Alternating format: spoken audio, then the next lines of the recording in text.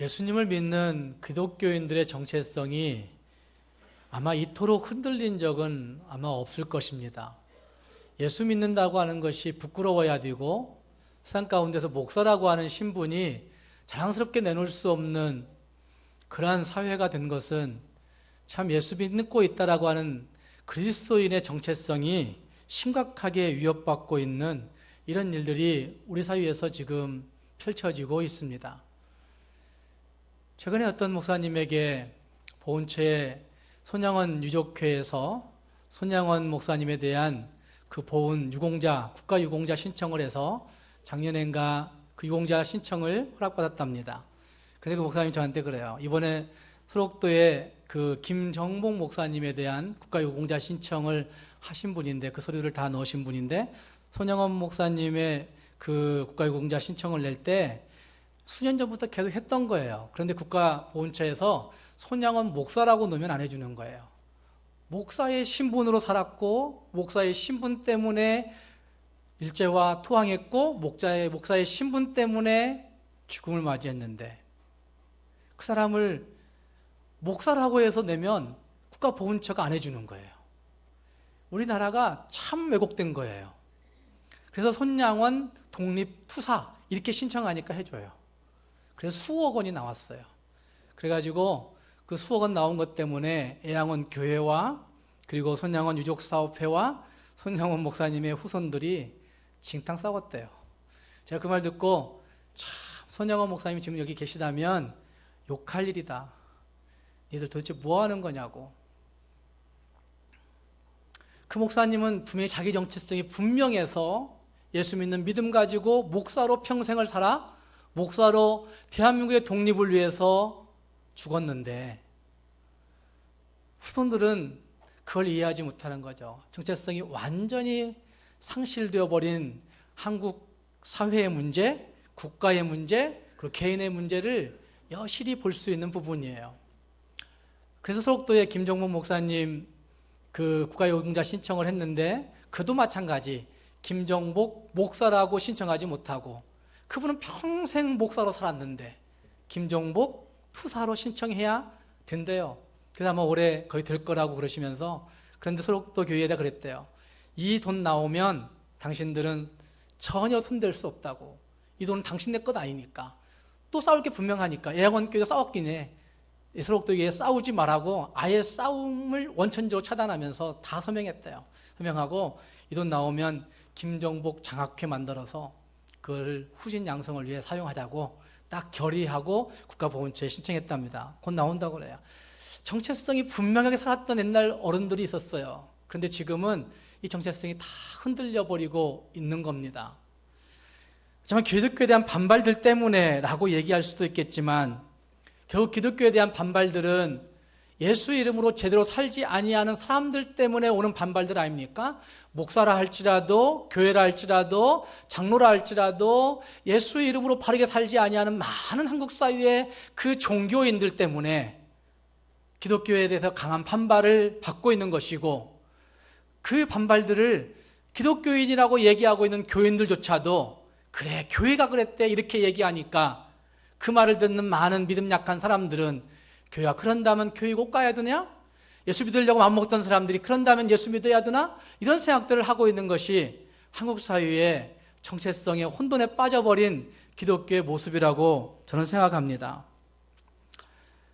예수 그리스도가 어떤 사람인지 어떤 분으로 이 땅에 오셨는지가 분명하다면 우리는 정체성이 확고한 삶을 살아낼 수밖에 없을 것입니다. 오늘 함께 읽은 말씀에 소개되고 있는 이 세례 요한은 우리에게 그 정체성이 분명한 삶의 모습을 잘 본보여주고 있는 인물이라고 생각이 되어집니다. 본문을 이런 맥락에서 같이 생각해 보시면서 내 정체성은 과연 무엇일까? 나는 누구인가? 라고 한 사실을 거듭거듭 물어볼 수 있기를 바라고 뿐만 아니라 나의 사명은 무엇인가? 하나님이 나를 왜 이 땅에 60, 70, 80, 90 되도록 살게 하시는가? 라고 하는 내 사명이 무엇인지를 다시 한번 확인해 볼 수 있는 복된 시간이 될 수 있기를 주님의 이름으로 축복합니다. 먼저 우리는 자기 정체성이 분명한 삶을 살아간 세례 요한의 모습에서 내가 누구인지를 분명하게 발견할 수 있어야 됩니다. 함께 읽은 말씀에는 거듭거듭 네가 누구냐라고 하는 물음을 하고 있는 것을 볼 수 있습니다. 19절 말씀에 요한에게 사람들이 와서 물어보죠. 제사장들과 레위인들이 네가 누구냐라고 묻고 있습니다. 또 21절 말씀에서도 그러면 너는 누구냐? 네가 엘리야냐? 또 네가 선지자냐? 이렇게 묻는 말들이 다 누구냐고 묻고 있는 거예요. 22절 말씀에서도 또 말하되 누구냐? 너는 너에 대해서 뭐라고 말할 거냐? 라고 다시 묻고 있는 말씀이 거듭거듭 등장하고 있는 것을 볼 수가 있습니다. 여러분이 누구인지 분명하게 알고 세상을 살고 계십니까? 당시 많은 사람들이 하나님의 계시를 전달하는 세례 요한을 보면서 모두가 그래, 세례 요한이 메시아일 수 있겠구나, 세례 요한이 그리스도일겠구나, 세례 요한이라면 진짜 이 땅에 다시 오신다고 약속하신 예수이겠구나 라고 하는 추측들을 했던 것 같습니다. 세례 요한이 제사장 가문의 출신이었습니다. 누가복음 1장 5절을 보면 그는 제사장 출신이었기 때문에 그래, 이 정도는 되어야 그래 메시아라고 할 수 있지 않을까? 제사장 정도는 되어야 그리스도라고 얘기하지 않을까? 제사장 정도는 되어야 되지 않겠는가란 생각들 때문에 유대계층 모든 사람들이 그에게 큰 관심을 가졌습니다. 그래서 많은 유대인들이 제사장들과 레위인들을 보내어 요한에게 보내어서 네가 누구냐라고 묻고 있는 것이죠. 이 질문을 다르게 생각하면 네가 메시아야 맞아? 이렇게 묻고 있는 것이라 할 수 있습니다. 그 물음에 요한은 분명히 말합니다. 나는 그리스도가 아니라, 나는 메시아가 아니야 라고 그렇게 얘기하고 있습니다. 많은 사람들이 세례 요한의 강론과 세례 요한의 능력에 감동을 받고 아마 그리스도로 착각하고 있는 그 시점에, 예수로 착각하고 있는 그 시점에, 메시아로 추앙하고 있고 메시아로 받들고 싶은 그 시점에 요한은 나는 그리스도가 아니야, 나는 메시아가 아니야 라고 담대히 이야기하고 있습니다. 세례 요한의 자기 정체성이 일말의 흔들림도 없다고 한 사실을 잘 보여주고 있는 것이죠. 이것을 보며 여기 모인 성도들 가운데 예수님을 구주로 믿고 있는 나도 그 정도는 고백할 수 있어. 내가 어떻게 예수가 될 수 있어? 내가 어떻게 메시아가 될 수 있어? 내가 어떻게 그리스도가 될 수 있어? 내가 어떻게 하나님이 될 수 있어? 라고 자신 있게 답할 수 있는 사람들이 있을 겁니다. 목사님은 말도 안 되는 걸 묻고 있다고 얘기하는 분들이 있을 겁니다. 그러나 우리가 잘 생각해 보시면 사람들은 인기가 절정에 오르면 내 인기가 최고인 줄 알게 되는 것이고, 사람들의 기대가 높아지면 그래, 나도 굉장히 능력 있는 사람이구나, 우쭐해질 수 있는 것이고, 자신도 모르는 사이에 분수를 벗어나기가 쉬운 것이 우리들의 모습이라는 말입니다. 그래서 모두가 다 메시아로 착각하고 행동할 수 있는, 모두가 다 메시아로 보니까 마치 그런 것처럼 행동할 수 있는 일들이 우리의 모든 일상에서 일어나는 것이죠. 그것을 신콤플렉스라고 얘기한다고 제가 몇 주 전에 얘기한 적이 있습니다. 하나님이 두고 싶은 욕망 가운데 살고 있는 우리들의 모습들, 그것이 있다는 말입니다. 하지만 우리가 거창하게 예수님이다, 메시아다 얘기하지 않아도 모든 사람들이 추앙하고 모든 사람들이 존경할 때 나도 모르는 사이에 내가 그렇게 높아 있는 것이라고 생각하는 그런 일들이 있을 수 있다는 말이죠. 세례 요한에게서 자기 자신을 과시하고자 하는 모습을 찾아볼 수가 없습니다. 보통 사람들은 자신의 과거를 가지고 자신을 알아달라고 아우성칩니다. 그걸로 보면 세례 요한도 내가 제사장 가문의 출신이야, 내가 그래도 광야에서 이렇게 연단되었고, 내가 봐봐 말하는 것들이 권세 있지 않아, 자기의 과거를 가지고 자기를 알아달라고 세례 요한도 아우성치고 싶었을 수도 있습니다. 자신의 과거와 지금 현재의 모습을 비교하면서 내가 지금 이렇게 맞는 거는 내 과거에 이랬던 것이 때문에 그런 거야 라고 말하며 사람들에게 자기를 드러내고 싶은 마음들이 다 있다는 말입니다. 개그 콘서트에서 내가 왕년에 어마어마했어, 내가 어마어마했거든, 이 아마 개그가 유행했던 적이 있었습니다. 아마 그 코너는 오늘 한국 사회에 있는 그 단면을 잘 보여주고 있는 것이라고 저는 생각합니다. 한국의 많은 사람들이 그 생각을 하고 있는 거죠. 내가 과거에 어마어마했던 능력자라고. 요한에게는 왕년회라고 외칠 수 있는 종교적인 업적이 많았었을 것입니다. 왕년회라고 외칠 수 있는, 왕년에 어마어마했다고 얘기할 수 있는 종교적 체험이 그에게 많이 있었을 것입니다.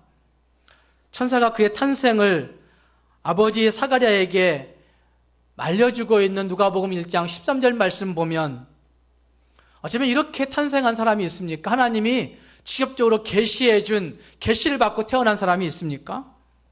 모태로부터 성령의 충만함을 입었으며 엘리야의 심령과 능력으로 사람을 세우고 이끌 것이다 라고 예언해 주었던 그런 세례 요한이었습니다. 그래서 그는 모태 속에 있을 때 예수님을 만났던 것이죠. 예수님을 만나서 회동했던 적이 있었다는 말입니다. 왕년에 어마어마한 경력을 가지고 있는 거죠. 그리고 그는 태어나서 빈들에서 광야에서 보내며 심령이 강하여지는 은혜를 입었던 것으로 그의 삶을 잘 이야기해 주고 있습니다. 이것은 빈들에서 광야에서 그가 훈련되어진 상태를 말하는 거죠. 영적으로만, 하나님의 예언적으로만이 아니라 그가 그의 삶 속에서 육신적으로 강건해지는, 정신적으로 튼튼해지는 시절이 광야에서 보냈을 것입니다. 이 정도만 가지고도 세례자 요한은 분명 왕년에 내가 어마어마했다고 자랑할 수 있는 그런 사람이었던 것이죠. 왕년에 뿐만 아니라 지금도 많은 사람을 끌어모으고 있고, 그가 가서 설교만 하면 정말 수천 명의 사람들이 그 앞에 다가오고, 그리고 그 사람들 중에서 내가 당신의 제자가 되겠다고 얘기하며 그에게 충성서약을 한 제자들이 예수님의 제자보다 많았으니까. 그리고 그는 현재에도 누가복음 3장을 보면 죄 사함을 얻게 하는 세례를 전파했습니다. 내가 베푸는 세례를 통해서 죄 사함의 역사가 일어난다고 외치고 있는 모습들을 보면 많은 사람들이 그의 권세에 짓눌러서, 그의 권세에 정말 탐복해서 그 앞에 나오고 있는 거죠. 당시에 바리새파, 사두개파가 나와져 있었는데 바리새파, 사두개파 할 것 없이 그 앞에 나왔던 것이고, 뿐만 아니라 모든 계층의 사람들이, 유대인 계층이나 제사장 계층이나 또 평민 계층이나 할 것 없이 모든 사람들이 그 앞에 나와왔습니다. 예수님보다도 추종할 수 있는 사람이라고 믿었습니다. 예수님보다도 추종하는 사람들이 훨씬 더 많았습니다. 이 정도면 과시할 만하지 않습니까? 내가 예수님보다 못한 게 뭐 있냐고. 예수님이라고 또 높여주니까, 당신이 메시아가 아니야? 라고 물어봐 주니까, 그래 내가 메시아야 라고 얘기해도 사람들이 다 속아줄 수 있는 그런 환경이 그에게 있었다는 말이죠. 내가 높아지려고 얼마든지 맘만 먹으면 높아질 수 있는 환경이 그에게 있었던 것입니다. 내가 존귀해지려고 맘만 먹으면 모든 사람들에게 존경받을 수 있는 위치에 그가 있었습니다. 모든 사람들에게 내 능력이 최고라고 얘기하면 그것이 다 먹혀들을 수 있는 그런 위치에 그가 있었습니다. 그러나 그는 하나님 앞에서 내가 아니라고 분명하게 이야기합니다. 그것은 그가 하나님의 영광을 보고 하나님의 말씀 안에 있는 그의 모습을 알았기 때문에, 어쩌면 1장 전체에서 얘기하고 있는 단어 중에 은혜라고 한 단어가 은혜 위에 은혜라고 얘기하는 그 말씀들이 있는 것을 보면 그가 은혜에 있는 사람이었기 때문에, 그는 은혜를 알고 영광을 보고 말씀 안에 있어서 자기 정체성이 분명하여 당신이 누구입니까? 라고 묻는 그 질문 앞에 나는 그거 아니야. 그거이면 좋겠지만 나는 그거 아니야. 나는 그 예수의 신발끈을 풀기에도 적합하지 못해. 이렇게 얘기하고 있는, 은혜를 힘입어 고백하는 겸손한 담대함이 그에게 있는 것입니다. 그리스도인들에게 있어서 왕년의 어마어마라고 하는 의식은 버려야 할 의식입니다. 과거에 의해서 오늘을 생각하는 것만큼 비참한 것이 없습니다. 지금의 내 모습을 만족하지 못하고 초라하게 볼 가능성이 훨씬 많기 때문에 과거의 내 모습, 과거의 내 형편, 과거의 내 상황, 그것이 어떤 상황이든지 간에 그것 보고 생각할 것이 못 된다는 말입니다.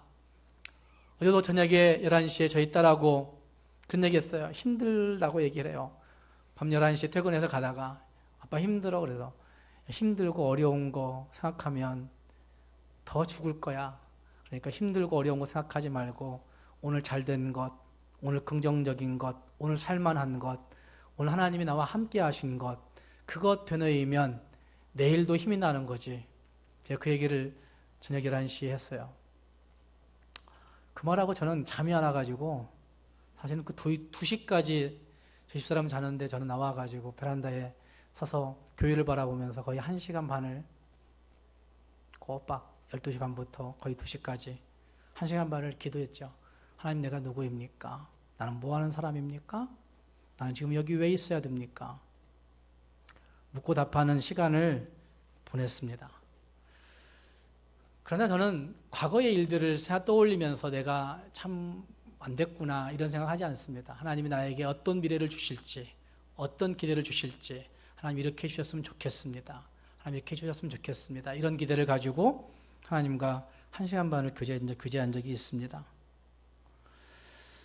우리는 잘 됐건 못 됐건 지나간 일들은 지나간 일로 생각해야 되는데 그것이 우리에게 트라우마로 남을 정도로 그 생각을 계속하는 거예요.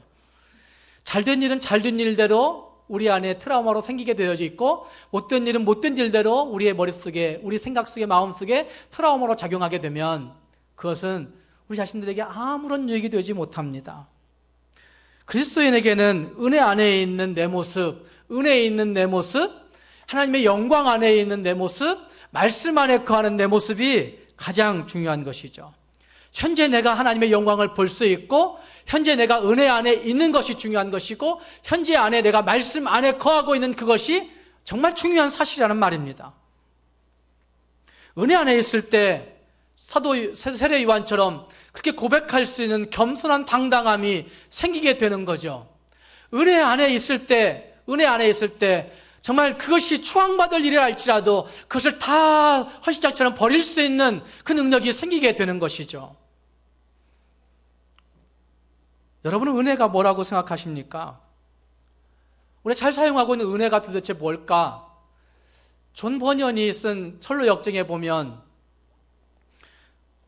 거기에 은혜와 율법을 잘 비교해주고 있는 대목이 있는데 기독도가 안내자에 이끌려서 어느 방에 들어갑니다. 그런데 그 방에 들어가 보니까 방이 안에 먼지가 한 자나 쌓여 있는 거예요. 한 자나. 그러니까 그 안에 있던 어떤 소년이 그 먼지를 좀 없애보겠다고 빗자락으로 열심히 쓸어내는 거예요. 구석부터 다 계속 이쪽 쓸고 이쪽 끝을이 오면 어떻게 되죠? 그 먼지가 다시 이쪽에 싹 쌓여요. 다 쓸고 보니까 먼지가 방에 가득 차욱해져요. 뭔가 된 것 같잖아요. 바닥에는 먼지가 없는 것 같이 느껴지니까. 조금 지나니까 그 먼지가 다시 바닥에 싹 가라앉는 거예요. 그걸 보면서 기독도가 안내자에게 물어요. 이게 뭐냐고. 그러니까 안내자는 이게 바로 율법이라고 얘기했어요. 율법이라고.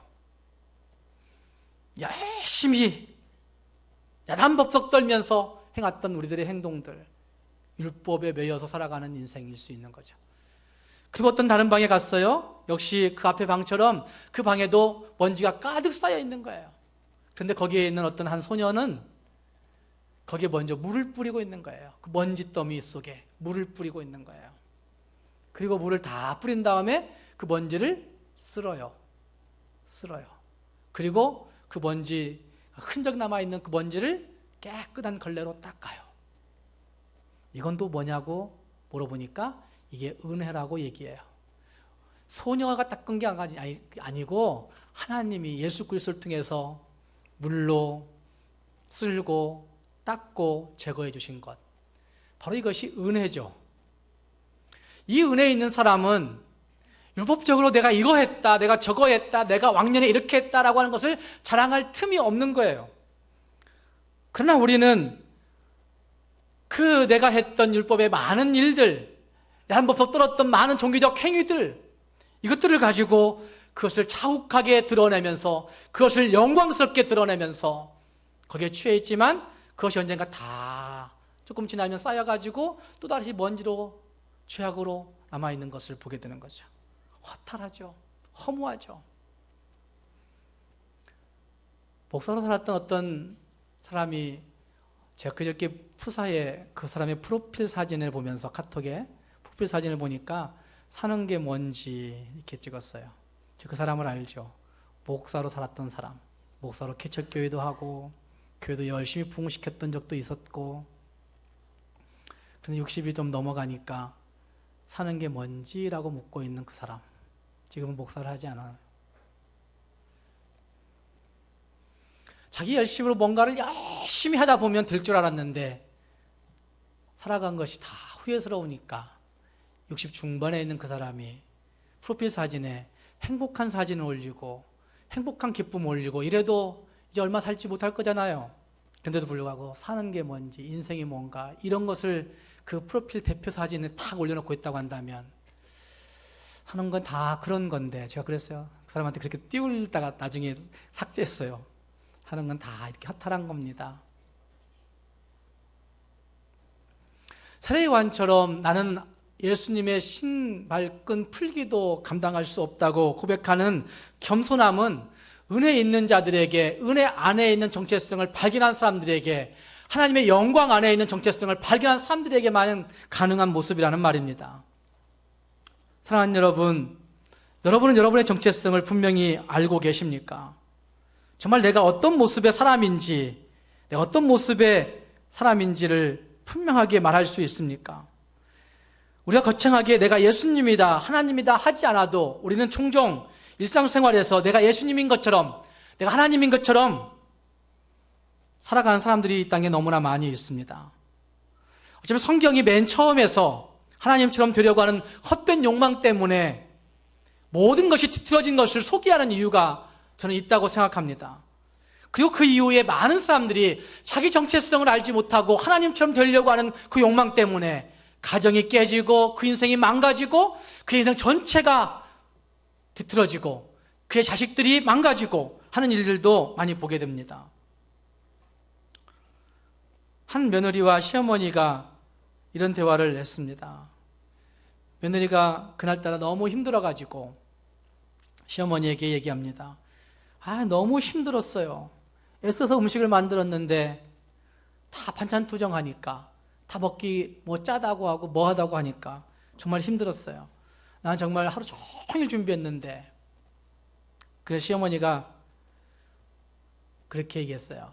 야, 그거는 부전자전이야. 네 남편 탓하지 마. 네 시아버지도 어지간했다. 그렇게 얘기해요.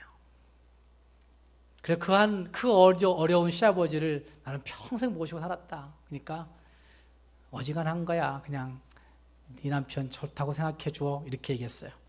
며느리의 기분이 좋아질까요? 안 좋아질까요? 시어머니가 자기를 이해해 주는데 안 좋아져요? 시어머니가 자기와 똑같은 마음을 갖고 있다는 것을 알고 좋아졌어요. 그래가지고 그때부터 시어머니가 나를 이해해 주는구나 이렇게 생각하니까 며느리가 가가지고 가끔 누구 흉을 볼까요? 남편 흉을 봐요. 남편 흉을 한 번 보고, 두 번 보고, 세 번 보고, 네 번 보니까 시어머니 좋아요, 안 좋아요? 늦잠 자고 화도 내고 막 때려 부술 것 같아요. 늦게 오고 돈도 안 주고 막 온갖 흉을 다 봤어요. 그런데 어느 날 시어머니가 듣기 싫어하는 눈빛이 보인 거예요. 이제 이미 늦어버린 거잖아요. 며느리라고 한 자기 정체성을 까먹고 보니까 감히 시집에게 도전한 일이 되고 마는 겁니다.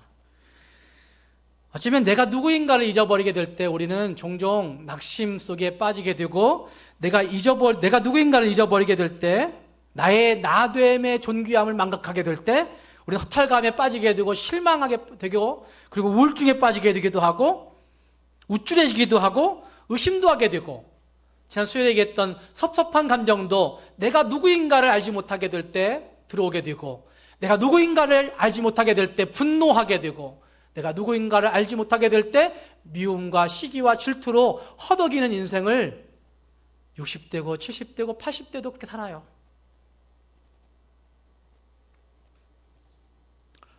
그래서 우리는 우리의 정체성을 바르게 알아야 된다는 말입니다. 내가 어떤 모습인지, 일터에서, 가정에서, 그리고 교회에서, 사회에서 나는 어떤 존재로 지금 서 있는가, 하는 것들을 항상 물어보셔야 된다는 말입니다. 하나님의 은혜 안에 있는 내 모습, 예수 그리스도의 사랑 안에 있는 내 모습, 하나님 때문에 발견된 내 모습, 그 내 모습을 분명하게 알게 될 때 우리는 그 모습 때문에, 그 자기 정체성 때문에 능력 있는 삶을 살아가는 우리가 될 수가 있는 것입니다. 우리 모두가 하나님 안에 있는 내 정체성을 분명히 발견하여서 겸손한 당당함을 가지고 살아갈 수 있는 믿음의 사람들이 될 수 있기를 주님의 이름으로 축복합니다. 두 번째로 우리는 자기 사명이 분명한 삶을 살고 있는 세례 요한을 볼 수가 있습니다. 그들이 물어봅니다. 세례 요한에게 그리스도가 아니라 라고 말하니까, 그러면 너는 누구야? 너는 혹시 엘리야야? 너는 선지자야? 이렇게 물어봅니다. 엘리야와 같은 능력 있는 선지자라는 것이죠. 엘리야와 같은 그런 권세가 있다는 것이죠. 엘리야와 같은 시대를 바꿀 수 있는 힘이 너에게 있다는 것을 인정해주고 있는 것이죠. 아마 그에게서 선지자와 같은 탁월함을 보았던 것이 분명합니다. 그런데 그는 계속해서 나는 아니다 라고 말하면서 그가 말하는 것이 있습니다. 23절 말씀에 난 선지자 이사야의 말과 같이 주의 길을 곧게 하라고, 그 다음 말씀 같이 읽겠습니다. 시작. 광야에서 외치는 자의 소리로라. 여러분, 외쳐도 광야에서 외쳐야 되겠습니까? 외쳐도 도시에서 외쳐야 되지 않겠습니까? 외쳐도 좀 서울에서 외쳐야 되지 않겠습니까? 외쳐도 우리 그런 생각 많이 하잖아요. 우리 자녀들이 외쳐도 좀 큰 물에서 놀았으면 좋겠다 이런 생각 하잖아요. 자신을 가리켜 광야의 사역자라고 이야기하고 있습니다. 광야의 사역자, 아무도 없는 빈들의 사역자. 어쩌면 인간의 능력으로는 물 한 잔, 쌀 한 톨도 얻을 수 없는 그런 광야, 인간의 능력으로는 아무것도 할 수 없음을 통감할 수밖에 없는 그런 광야의 사역자다라고 이야기하고 있는 것은 자기 사명이 분명한 것을 볼 수가 있습니다.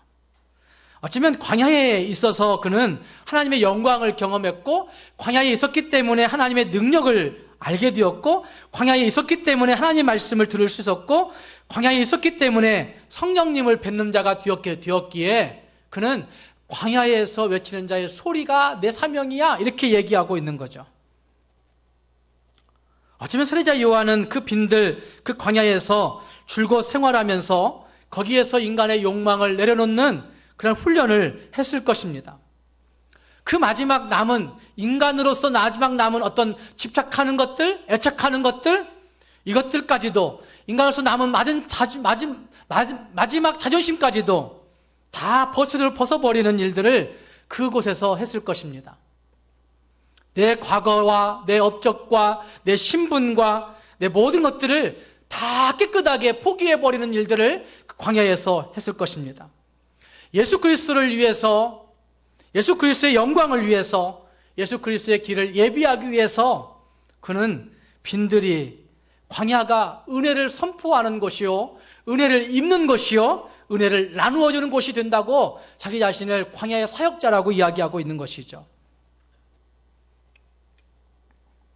많은 사람들이 큰 것을 좋아하고 높은 것을 좋아하고 폼나는 것을 좋아합니다.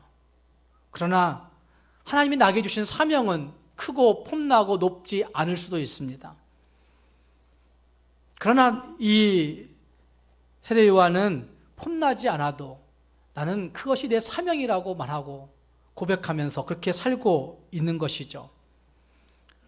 안창호 평전에 보면 도산 안창호 선생에 대한 이야기가 거기에 나오는데, 그 도산 안창호 선생은 하나님 앞에서는 한없이 겸손한 사람이었어요. 그러나 사명 앞에서는 강직한 유인이었어요. 하나님 앞에서는 한없이 뭐한 사람이라고요? 겸손한 사람이었어요.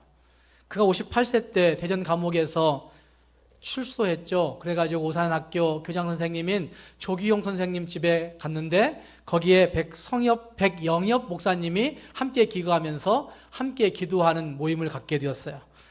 그래서 백영엽 목사님이 인도하는 새벽 기도에 나갈 때마다 그는 새벽 기도의 자리에서 떠날 수가 없었어요. 그래서 울며 기도하는 거죠. 하나님, 내가 이 민족 앞에 죄인입니다.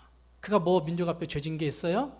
그러나 그는 그 새벽기도 자리를 떠날 수 없을 정도로 계속 매일마다 하나님, 내가 이 민족 앞에 죄인입니다. 하나님, 내가 이 민족 앞에 죄인입니다. 이런 고백의 기도를 계속했다고 합니다. 그리고 그 후에 그는 결단합니다. 일본 경찰에게 자진 출두하는 거예요. 자기 한 일에 대해서 다 말하기 위해서. 일본 경찰에 출두하니까 일본 경찰이 취조하는 걸 물어보는 거죠. 너 누구냐고, 도대체 너 직업이 뭐냐고 이렇게 물어보니까 그 사람이 얘기해요. 나의 직업은 하나님의 명을 따라 독립운동하는 겁니다. 하나님의 명을 따라 독립운동하는 겁니다. 나는 밥을 먹어도 대한의 독립을 위해, 잠을 자도 대한의 독립을 위해 이렇게 해왔다. 이것은 내 목숨이 없어질 때까지 변함없이 하나님이 하게 하시는 내 사명이다라고 그런 얘기했어요. 그리고 그는 그곳에서 죽음을 당했죠. 어쩌면 한국 지금 정부는 이 기독교의 역사를 싹 없애려고, 세탁해내려고 열심히 애를 쓰는 거예요. 목사라고 하면 안 돼요. 도산안창과 기도했다고 하면 안 돼요. 그러면 그는 독립투사 유공자 인정받지 못해요. 왜 그런지 모르겠어요. 그러나 그들은 분명한 것은 그리스도인의 정체성이 있어서 죽음에 두렵지 않게 자신 있게 살아갔던 사람들이 그 사람들이었습니다. 예수 그리스도의 은혜를 힘입고 있는 사람들이었기 때문에 자기 사명의 분명한 삶을 살아내었던 선조들이었습니다. 그리스도인은 하나님 앞에서 자신의 죄인됨을 인정하고 겸손해야 되지만 사명 앞에서는 후회함이 없이 담대하게 나갈 수 있는 사람들이 그리스도인이어야 되는 것입니다. 사랑하는 성도 여러분, 우리의 꿈을 이루어서 내가 높아져야 되겠다, 내가 높임받아야 되겠다가 아니라 하나님이 보내신 그 보내심의 꿈을 생각하면서 보내신 그분의 뜻을 따라 그 꿈을 향해, 그 사명을 향해 살아갈 수 있는 우리 모두가 될 수 있기를 주님의 이름으로 축복합니다. 기도하겠습니다.